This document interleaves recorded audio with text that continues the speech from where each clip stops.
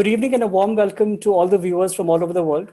For those of you who are joining us for the first time, the CEO's Chair is a unique program where we showcase inspiring stories of successful CEOs. We give you an insight into their mindset and discuss not only their challenges, but also help understand the definitions of success and leadership. Today, we have one such inspiring story, Tarun Katial, CEO of ZEE5 India. Welcome to the show, Tarun. Thank you so much, Siddharth. So Tarun, while most of the audience members probably already know you pretty well, for the rest of them, I have a brief profile. And I know that it's a little difficult to encapsulate almost 2 decades of media experience into a couple of lines, but I'm going to try my best. So Tarun, you're originally from Delhi and you moved to Mumbai for your MBA, if I understand correctly. No, I'm from Bombay. I studied in Bombay all along. I'm a Bombay Okay. Bombay. You're a Bombay person. Perfect. And you started... Mumbaikar. Oh, okay. Very proud. We'll come to the entire city of Mumbai as well a little later in the conversation. So Tarun, you started your career working with ad agencies like Saatchi & Saatchi and Ogilvy. And then you moved on to Star Network, where you were head of content for a couple of years before you became business head at Sony Entertainment Television. You were also the founder and co-CEO at Big FM. And in 2016 is when you took the jump to ZEE5. And since then, the program and the channel has just gone from strength to strength. So first of all, congratulations on the success of ZEE5 over the last couple of years. Thank you so much. So Tarun, first of all, how is work? How are you as far as the entire lockdown and pandemic? I hope you and the family are safe and weren't too personally affected by this entire situation. No, fortunately not. But I think it's been tough. It's been tough for the city of Bombay. Mm-hmm. I know a lot of friends, a lot of family who've been very closely impacted with COVID. Okay. I think it's become a reality that most of us will live with for some years to come. True. But having said that, I think it's a tough reality. Of course. Especially for businesses, for people, Mm-hmm. for the migrants, and all of that. I think there is a large part of India that has possibly suffered very deeply in this time. Absolutely, Tarun. And I'd love to talk a little bit more detail, probably a few questions down the line about how it's personally affected, the operations and you as a leader, because you've got, such a diverse team that is always on the go. So starting, I would say from the beginning, Tarun, was getting into media a conscious decision, or is it something that just happened to you during your studies? So I think media always excited me. I think the idea of left and right, which is with numbers, with stories, was something that I was very keen about. I also believe that, that there was some purpose in media and you could do lots of things to make an impact. Of course. And while, a lot of people think media jobs are glamorous, I got into advertising because, I loved advertising. And then from advertising, I moved to television because I wanted a larger canvas beyond the 30-second. And it just one thing happened after another. But I can tell you that media is not half as glamorous as everybody thinks. And life is kind of as tough as most businesses. But the ups and downs are possibly even more than regular businesses. I can completely relate. I actually started my career in the hospitality industry. So working in 5-star hotels, while it looks very glamorous, is far from it. That's true. Tarun, you worked with some of the biggest brand names in the media industry, between Star and Sony and, of course, Big FM. And a huge part of working with organizations like that is the difference in culture as well. Is there something unique that you could talk about, maybe, both of those organizations as well as Big FM? I think, yes, culture is really critical. Mm-hmm. Born in a culture and you grow in it. Of course. So there are distinct differences in both the organization, Sony and Zee, and even Big.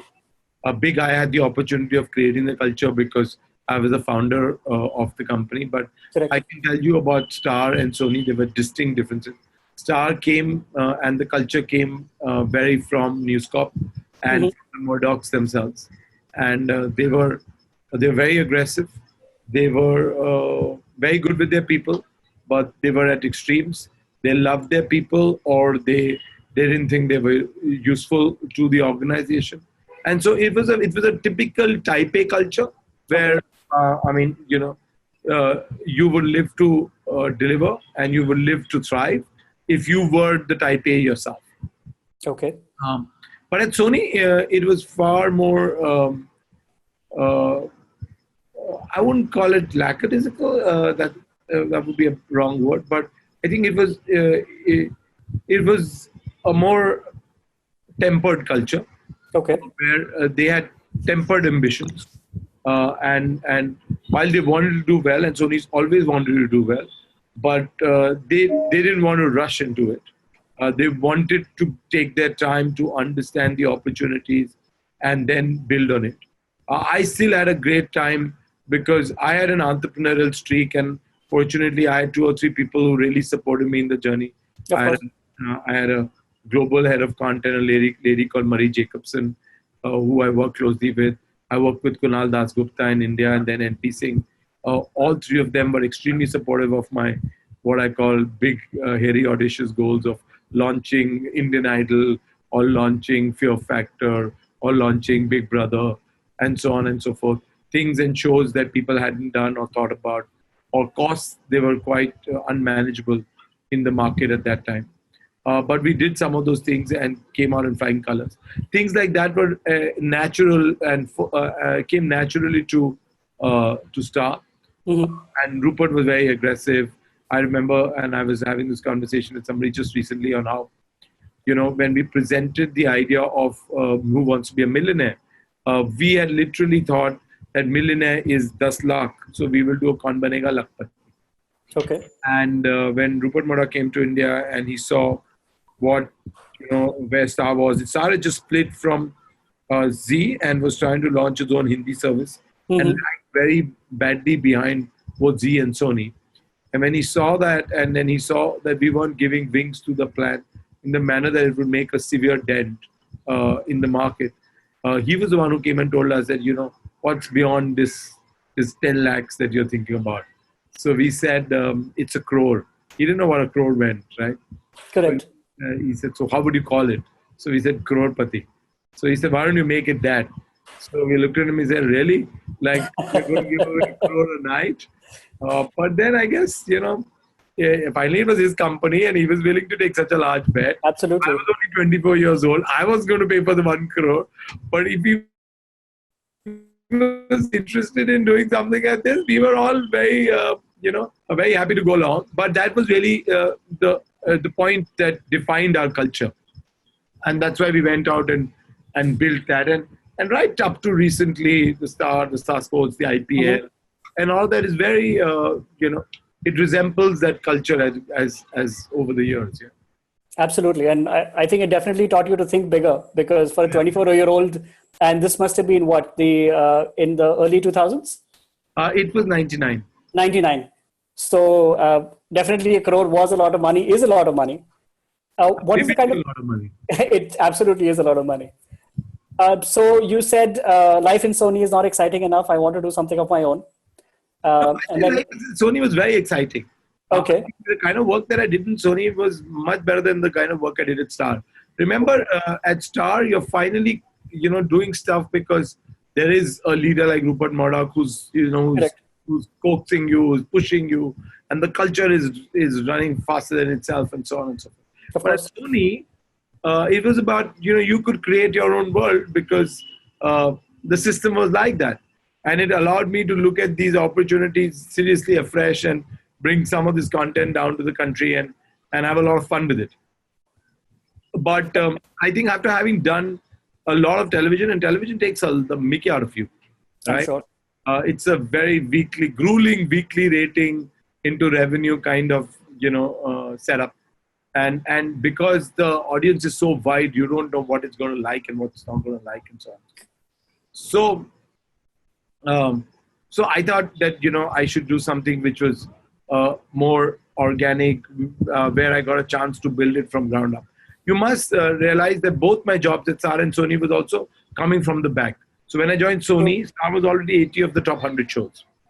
And so we were really far behind. And to come back into prime time and then build Just See and Idol and fear factor and all was, it took an incredible amount of effort, excitement, energy, blood rush, adrenaline, all that. And so when I did Big FM, really I started from my father's computer. It was a total startup. And then I had to go look for a house, for an office, work from my home for some days. So work from home is not so new for me.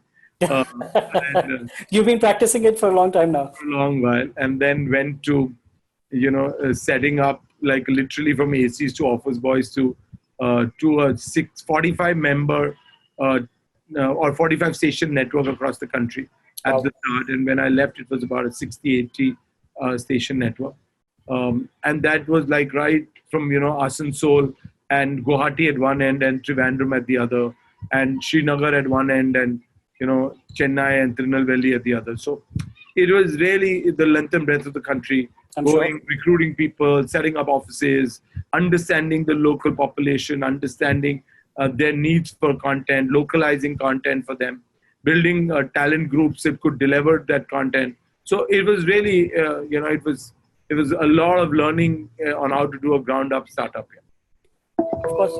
But Tarun, was there a specific moment or was there a specific thought in your mind, apart from wanting to be an entrepreneur, that you would leave, a senior level position at Sony and start something of your own? So really,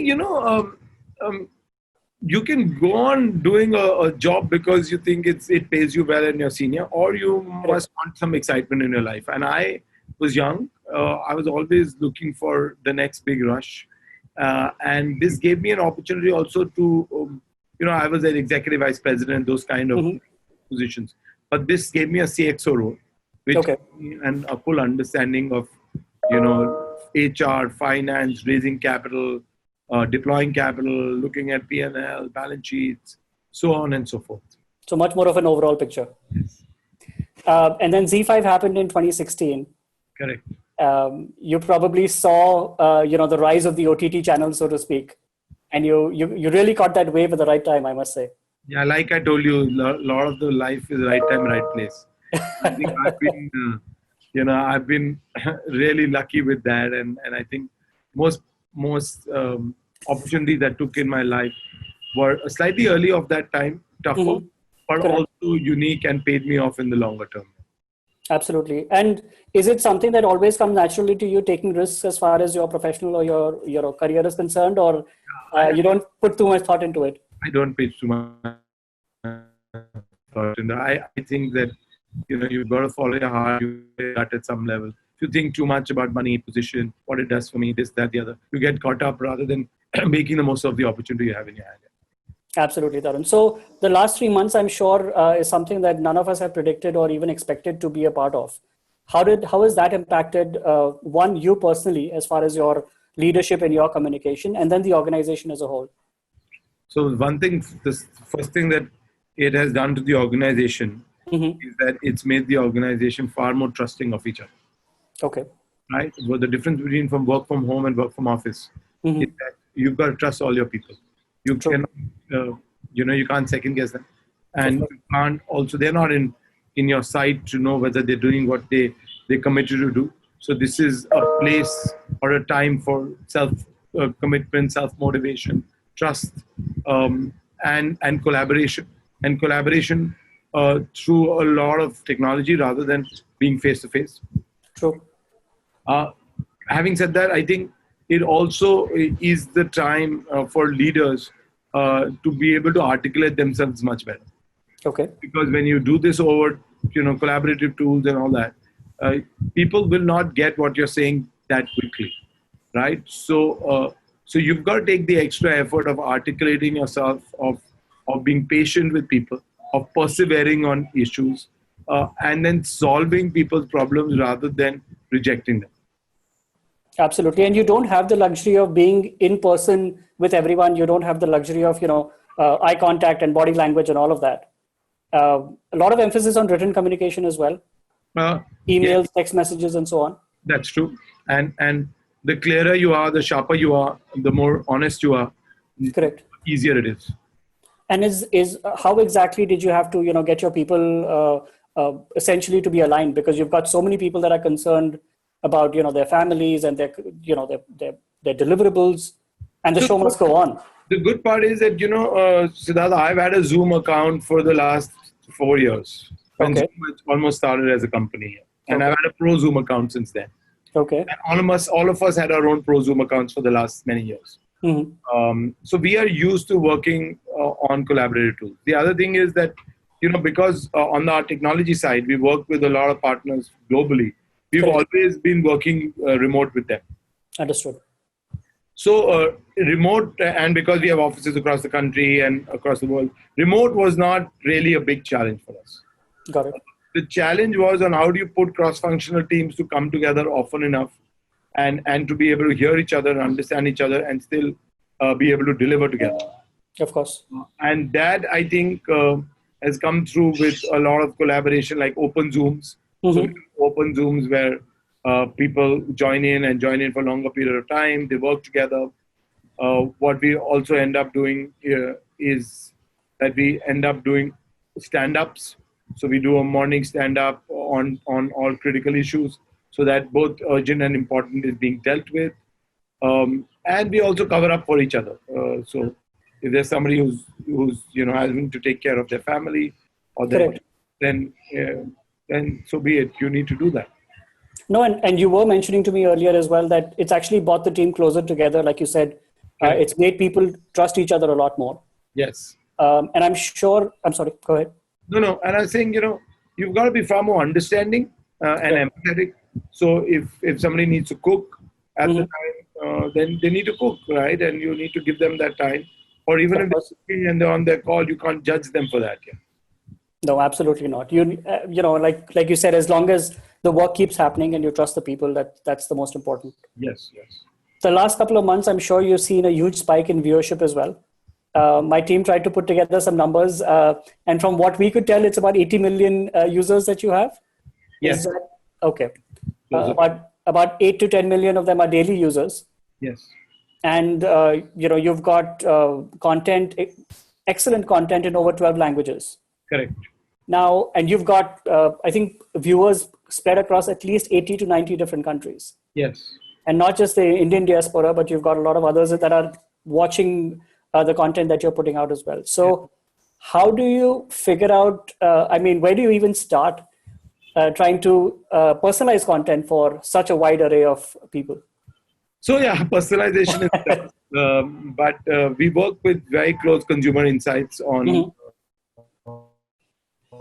users. And really our value wheel works like consumer insights into content into curation. And curation is largely now increasingly being done through planogramming and through automated tools with descriptive data being put in. Consumption and curation leads to better recommendations. And we have a really good AI ML engine on lookalikes and on collaborative recommendations. So recommendations lead to what we define people and start to cluster people in tastes. So we have taste clusters. And there are some rigid taste clusters where people like to watch only one kind of content. And then there are flexible taste clusters where people watch content which is beyond one single taste clusters. And all of that then feeds back into our consumer insights. And what we do really at these taste clusters is also look at their ARPU, their LTV, and be able to prioritize and build insights on what will work for these kind of shows and what cluster do they want to be in. So like there are clusters like crime and thrill. There are clusters like new age women and drama contemporary stories. And we understand these clusters and then feed into these clusters across our supply line. Understood. And and I've been following you for a while. You're one of the first people to start talking about, machine learning and AI while deciding content for the OTT channels as well. And I think you talk about your 3V strategy as well. Correct. If you could just quickly elaborate on that a little bit as well. I think India is a very diverse market, Siddharth. What really happens is that, we take India as one India, which doesn't really work for most consumers. True. The difference in Indians is that at the first level, Indians' languages are so many, right? And so the first V in our strategy is vernacular. We do believe that vernacular will drive consumption to the next billion users in India. And we've been working on making sure that we have both content as well as access for vernacular users. By access, we mean that all our CX, our UI and our UX is all in 12 languages in the country. Wow. And our content is in 14 languages. So really, when you get onto the app and you choose your language, every single string, every single communication, every single pop-up is all in your own language, right? Which is the first step of personalization. The next step is what we call video. And why we say video is because I think the device ecosystem and the video and the bandwidth ecosystem in India is very diverse. Right at the bottom end, there is a Jio iOS phone, which is a feature phone, but also serves video. And we have to make sure we have an app for the Jio iOS system.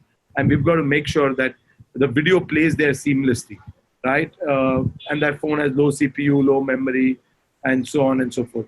To the entry-level Android, to the slightly more high-end Android, iOS, and then the Linux-based smart TVs, entry-level smart TVs, and then the Samsung, the LG, the Amazon Fire Stick, the Apple TVs of the world.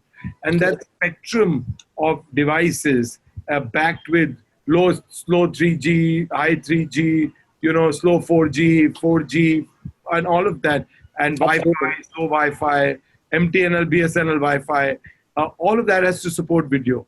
And when the user hits play, then they believe that it must play. What video player they are on, what device they are on, what bandwidth they are on. They don't care. They don't really care.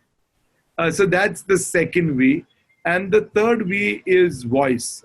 So because the Indian languages are not supported on the keypads, and even Google only supports about 6 Indian languages till now. Correct. So to find content discovery, we made sure that our platform was voice enabled. And so it's a typeless app. You don't need to type, it's only tap. No, it's amazing to hear all of these, and a lot of companies talk about customer first, but it's great to see that you're actually following that, and I think the success and the numbers speak for itself. It's quite a lot of work, and you need to continuously improvise because user needs and demands are also quite endless in that sense, and what we call them limitless, and we like it like that. And they're spoiled for choice, and I think it's just going to get even more exciting in the OTT market coming forward. So switching gears a little bit, Tarun, what or who inspires you? So it's a tough question, but I think there are many things that inspire me. One of the things that inspires me is your opportunity to be able to do something meaningful, right? And I follow this form of meditation called Vipassana. There is a teacher in Vipassana called Mr. S.N. Goenka. Okay. And his life is very inspiring, and how he committed his life for humanity and to be able to make people's lives more purposeful and more introspective. And he's one of my bigger inspirations. And through the lockdown for the last 90 days, I have made sure that I meditate an hour every morning. Wow. And it gives me a very good sense of calm, equanimity, and a serious amount of energy. That's great to hear. So I have a question from one of the audience members that what does Tarun watch when he does have downtime? So I have very little downtime I'll be honest. I'm sure. But I do watch a lot of shows, both international and Indian. So on my own platform, I love the Rangbaz franchise. Rangbaz 1, Rangbaz 2. I like a lot of crime shows, thriller shows. Internationally, I'm a big sucker for How to Get Away with Murder. There isn't a single episode I missed. I'm also a big fan of Billions. Very nice. That's a great show to watch. So, yeah, and I listen to a lot of Audible. I think that a lot of the audiobooks are a great way of learning new things or what happens in the world of writing. So there is, I've read Bob Iger's biopic, A Ride of a Lifetime. Actually not read, but heard it on Audible. I listen to a lot of HBR podcasts, and I'm also studying currently. I'm studying at Kellogg's this year for the whole year. I'm doing advanced management course in digital transformation. Excellent. So you've got lots of things that Yeah. are keeping you busy and distracted as well. I'd encourage the audience members to ask any questions that they might have of you. Until then, one or two other questions that I have for you, Tarun, and I know that you probably have another, 10, 15 minutes with Yes. us at the very most. What does success mean to you, Tarun? Would you consider yourself successful? I think success is all in your mind. I wouldn't consider myself unsuccessful or successful. I think I would consider myself happy, lucky. I think you shouldn't let success get to your head. Success is where you have the capability of making an impact. And truly, in any job, any place, you have the capability of making an impact. If you want to make an impact beyond yourself, impact with people, impact with the work you do, impact with the world you live in. And today it's very democratized. So I think everybody has an opportunity to be able to make an impact, to be able to look forward, to be able to inspire others around them. Of course. And Tarun, you have a lot of people that are, like you said, probably outside the media industry looking in, but you've also got a lot of people within the media industry that look up to you and all the work that you've done. What, according to you, let's say, are the top 2 or the top 3 skills or the behavioral traits for somebody wanting to be successful in the world of media? So I think the world of media requires both, for you to be successful, is a left and right brain combination. Mm-hmm. I think this is one business that you can be, you need as much gut, as much with a lot of rationality, but you've got to have enough gut instinct, and you've got to be able to take certain amount of risks. You cannot play this on the straight line. If you play it on the straight line, you won't play it for too long. Okay. Could you elaborate on that a little bit more? So, when you say the point is that I think if you take all your decisions only on the basis of just data, or historic descriptive data especially, you won't be able to create something new, something exciting, and something different. So this is a business that you have to take a little bit of risks, follow some of your instincts, and follow a lot of the data. Wonderful. And Tarun, before I let you go, is there anything that we've left out, anything that you would like to cover, any topic or anything that you'd like to share with us? No, what we can expect? I think you've covered most of it, but I think one of the things that I would like to speak about is that in these times, it is extremely important for anybody who wants to progress is to be able to spend time with themselves and look inward. I think when you're faced with tough circumstances, you have 2 or 3 choices. One is that you can make a better self, or you can blame the world for the challenges that you're facing. I think if you can look inside and find the power within you, you're going to find your answers much more quickly than if you're going to be only externally focused. Well said, Tarun. I think those are great words to leave us all with, that you take responsibility for everything that happens in your own life. That's true. I wish you and ZEE5 nothing but continued success, Tarun. And I look forward to catching up, hopefully, on the other side of all of this when the lockdown ends. I really look forward to seeing you, Siddharth, either in Pune or in Bombay. But stay safe, and thank you so much again. Thank you, Tarun. Enjoy the rest of your week. Thank you. Thank you. Thank you, everyone, for watching another episode of The CEO's Chair. Look forward to seeing you again next week. Take care and be safe.